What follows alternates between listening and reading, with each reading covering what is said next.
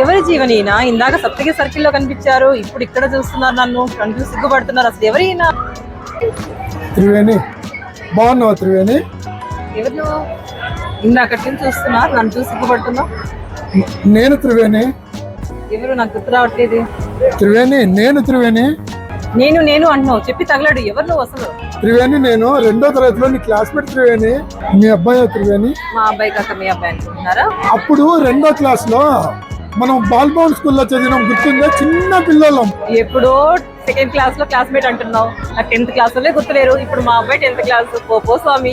త్రివేణి, చిన్నప్పుడు నా పలకి రెక్కొట్టినావు, నాకు 2 బలపాలు బాగున్నావు, అందుకు గుర్తుపట్టి అడిగాను. స్వామి, నాకు నువ్వు ఎవరు గుర్తే లేదు. పోపో స్వామి.